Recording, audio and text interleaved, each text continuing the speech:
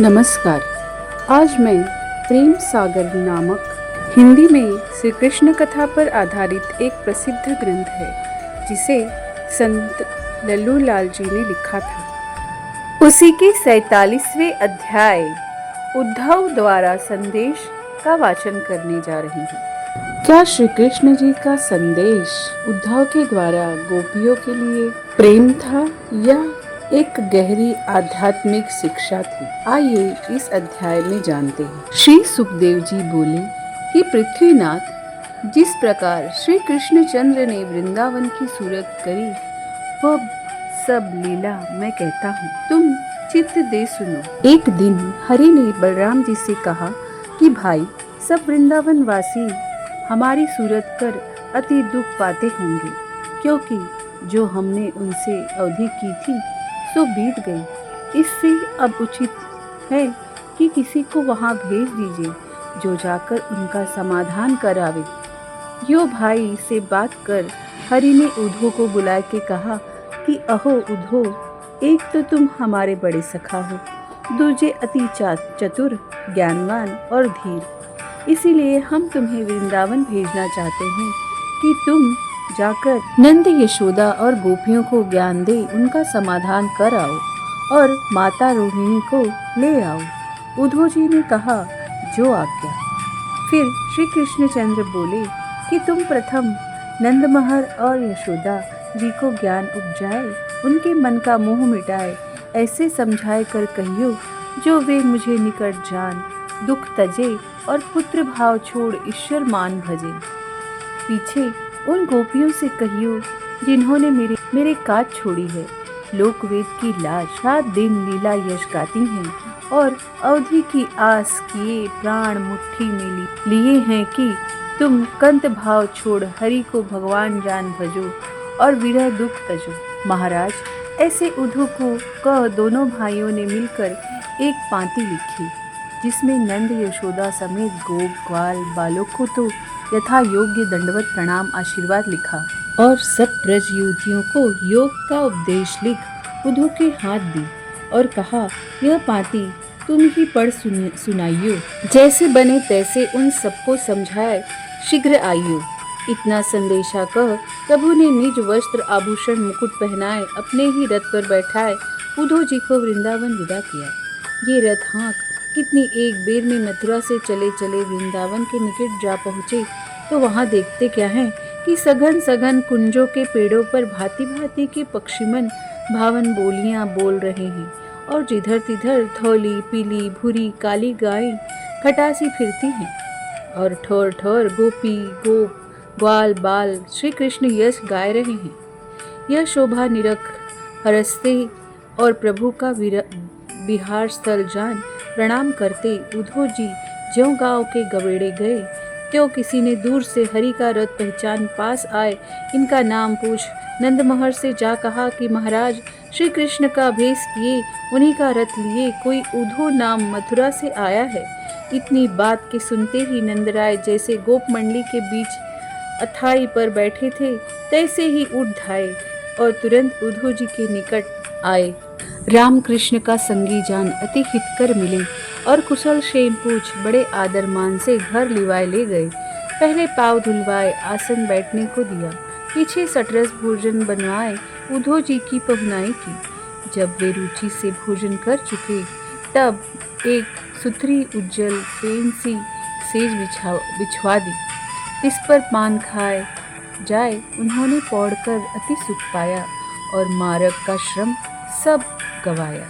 कितनी एक बेर में जो उद्धव जी सो के उठे यो नंदमहर उनके पास जा बैठे और पूछने लगे कि कहो उद्धव जी, सुरसेन के पुत्र हमारे परम मित्र वसुदेव जी कुटुंब सहित आनंद से हैं और हमसे कैसी प्रीति रखते हैं।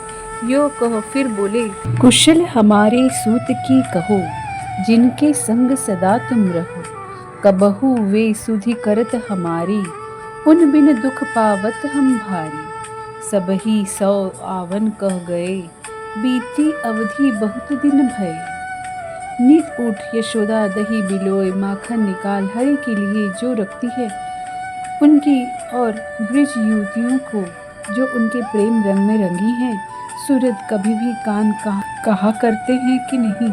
इतनी कथा सुनाए श्री सुखदेव जी ने राजा परीक्षित से कहा कि पृथ्वीनाथ, इसी रीति से समाचार पूछते पूछते और श्री कृष्णचंद्र की पूर्व लीला गाते गाते नंदराय जी तो प्रेम रस भीज इतना कह प्रभु का ध्यान धर अवाक हुए कि महाबली कंसादिक मारे, अब हम काहे कृष्ण विसारे। इसी बीच अति व्याकुल हो सुध बुध देह की विसारे मन मारे रोती यशोदा रानी उद्धव जी के निकट आए राम कृष्ण की लीला कुशल पूछ बोली, कहो उद्धव जी, हरि हम बिन वहाँ कैसे इतने दिन रहे और क्या संदेशा भेजा है, कब आए दर्शन देंगे।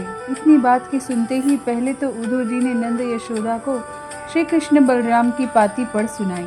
पीछे समझाकर कहने लगे कि जिनके घर में भगवान ने जन्म लिया और बाल लीला कर सुख दिया, इनकी महिमा कौन कह सके। तुम बड़े भाग्यवान हो, क्योंकि जो आदि पुरुष अविनाशी शिव विरंच का करता, न जिसके माता न पिता न भाई न बंधु, जिसे तुम अपना पुत्र जान मानते हो और सदा उसी के ध्यान में मन लगाए रहते हो, वह तुमसे कब दूर रह सकता है।